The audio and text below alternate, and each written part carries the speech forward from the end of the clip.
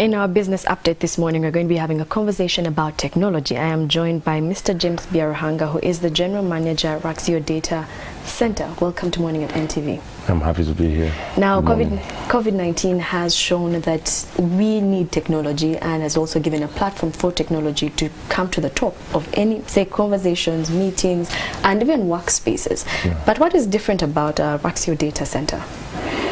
Well, what's different is that we are promising you a bright future. Okay, let's talk about that bright future by taking it back to 2 years ago. Yeah. What does Raxio Data Center do? Well, so the last 2 years we've been focusing our attention on changing the technology playing field in Uganda, and we are doing it by building what we think is the heartbeat of basically telecoms, and telecoms for today, telecoms for tomorrow. But I want to simplify it for many people who are not conversant with data centers and what they do and what they are. Traditionally, we have what we call server rooms. Server rooms is basically that place in every office where the equipment is kept, the IT equipment is kept, where only the IT guys go to, right? And that's where your email servers are, that's where your accounting servers are, that's where everything that the business uses is kept. Now, when the company is bigger, then you have a bigger room with more equipment. And that's how things have been working traditionally. So of course, over the last couple of years, there's been some kind of evolution where maybe telecom companies or internet service providers who had already this space for their own equipment could lease out extra space to people who don't have space or don't want to run it in-house. And that basically starts the journey and the evolution. So globally, what has happened is that there is a need for the industry to be a standalone industry, the industry of data centers. Now, the idea about data centers, and in our case we call it carrier neutral or neutral data centers, is to have a big and huge enough space with a lot of power, a lot of cooling capacity, fire suppression systems, anti-humidity, anti-moisture. Think about everything that makes a perfect environment for equipment to be hosted in this one room, but not for one customer, not for two customers, but for a whole range of customers. So enterprises who want to keep their own equipment in these rooms can bring equipment. Telecom providers can bring equipment. Cloud providers can bring equipment. Global players, and I'm talking about people like the people who call content delivery networks, the YouTubes of this world, the Microsoft, the Amazons can bring their equipment. Internet exchange points can come in-house. Now what that builds is basically an ecosystem. So whatever you are looking to do with your equipment, suddenly you can connect to multiple people in the same room. Now this has not been existing in the country, and Raxio is basically the first player to extend this. It's pretty new even in the African space. There is not too many providers of this type of service, so what basically we're doing is bringing the internet to Uganda. Well, when you talk about bringing it to a country that hasn't, this is going to be the first time it's here within the country. Yeah. What has been the reception for people that perhaps you have talked to about these companies? Are there any hesitations? Okay, so it varies across the industry, and that's a challenge you expect to meet when you're doing business like this.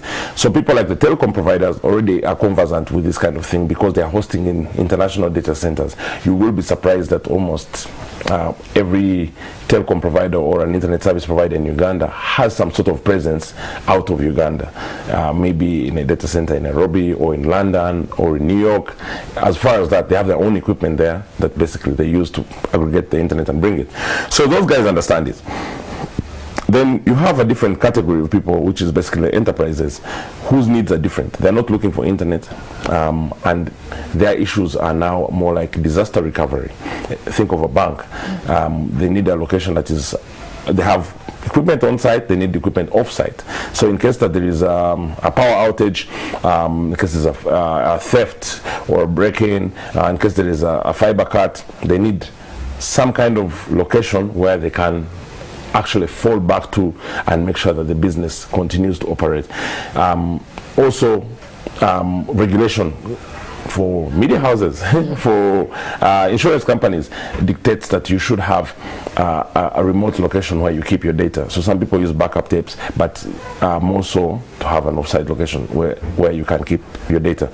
So you find that their reaction is also different because first of all they are compelled to do it, and then now they're looking for the right kind of facility, and of course they're thinking about stuff like what is the security around your place, how do I make sure my data will be safe there, my equipment will be safe there.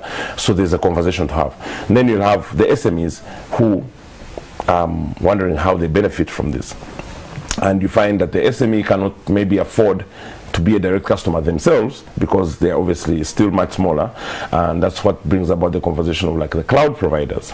So you say the cloud provider will give a service to the SME or to the consumer himself, so that they can also benefit from it. So the conversation is not one and the same across the board. The conversation is it's different and it's packaged differently depending on what your needs are.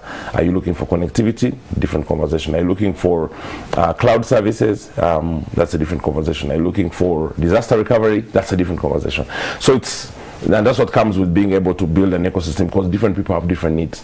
But at the end of the day, the environment must be the same to meet their requirements. Now, speaking about that same environment, for each and every group of people that you have mentioned, they're all living within these times. The COVID-19 pandemic has affected businesses across the country. And taking a look at any innovations on that note when it comes to Raxio, and how are you going forward with helping and meeting those needs? Well, so obviously when we were starting the project and planning the project, we planned a scalable project knowing that in 5 years' time, we should hit capacity of Raxio 1, which is basically the first data center that we're building in Uganda, and first of the Raxio projects in Africa. We're already in early stages for Ethiopia, and DRC is also in planning stages, in Mozambique next. But we had a plan that maybe in 5 years' time we should have Raxio 2. In Uganda at this operation, but this thing has been a massive shaker of things, like and seen before, affected behavior across the board. It has forced us to start thinking about how quickly we can get things to move. So let's start with the easy stuff. Work from home. That's everyone's life right now. It's basically being able to achieve as much as you can without simply moving. Surprisingly, we still have traffic jam, but that's a different thing altogether, I guess. Yeah, but working from home has become the norm. Zoom calls, Zoom parties, gaming. The rise in traffic of gaming has gone through the roof. Office 365, like these different platforms of being able to have like Teams calls or just being able to share files. Google Drive, these are things that are really, really taking off. So when you think about all the different age brackets, residential internet, for example, is beginning to blow up. Video on demand, Netflix, all those different things. Now, what that basically means, if the one thing that they all have in common is that the data is growing. It's growing and it's growing, and right now if you don't have internet connectivity, you are in a very bad you get lost.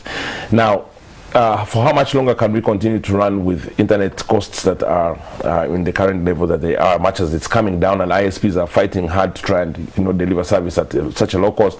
But the thing is, the consumer is getting more and more dependent on the internet, that he wants more for less, right?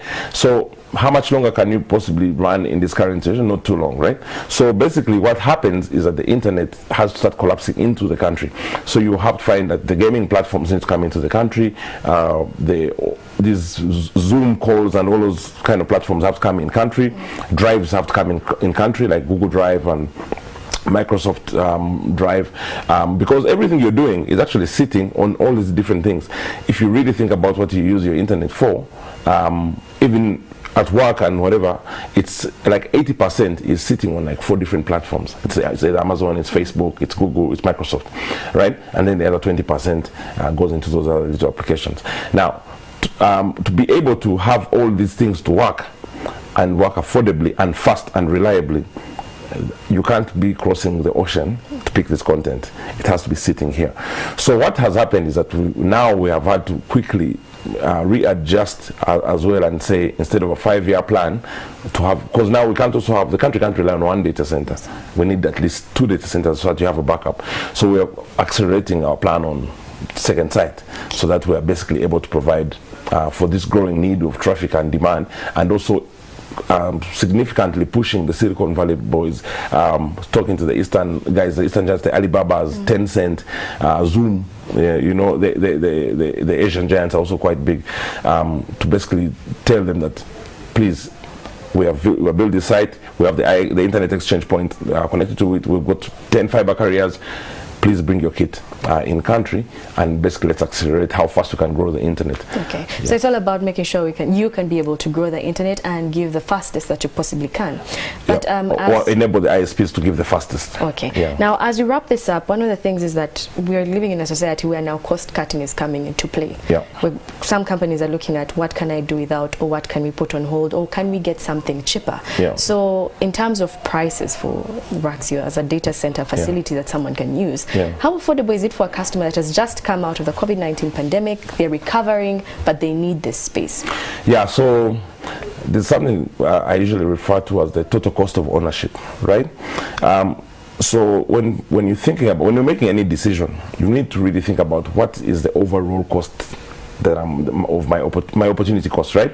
So when you think about a current setup in downtown Kampala, is if you have IT equipment sitting in a room in Kampala, how much are you paying per square meter? How much power are you consuming? How much water are you using for the air conditioning? How much are you paying the team to manage it? Think about the security and all those different things. When you're done with all that, including connectivity, because now you have maybe to pay setup fees for an internet service provider or a fiber provider, whatever.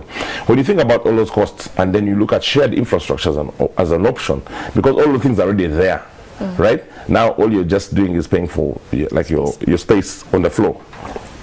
The opportunity cost is much, much higher in owning infrastructure. Now, what I believe is going to happen as a result of COVID-19 in terms of cost control is that people and companies are going to shift their attention to their core business. If I'm a ticketing company, I want to focus on ticketing. If I'm a mobile money provider, I want to focus purely on mobile money. If I'm fuel company, I want to use my people for micro business, and then see how to take as much of my headache out of home so that you don't have to be spending money and time in running IT services, which you don't need to. You can put those things out of house. And also companies, some outsourcing companies will also be getting a lot of business because of being able to consolidate this kind of thing. So what I see as a cost control approach to this whole thing is starting to really focus on where do I want to spend my money? What is my real business? And what can I do without disrupting my business, keep the IT to power my business, but spend as less as possible on it. And that's the trend we're seeing. Okay, let's wait and see for a number of people. I hope they're listening, because this is an opportunity for those that are trying to find a way to cut those costs, but also to make sure that things continue to run smoothly. That's been our conversation on Morning Attentive when it comes to business update. I was joined by Mr. James Byarahanga. Thank you so much. Thank you. The General Manager, Raxio Data Center. Thank you. Right. Have a good day. You too. We're now going to take a short break and we'll be getting into Take Note. We're taking a look at children and how they have survived during the COVID-19 and what are their problems.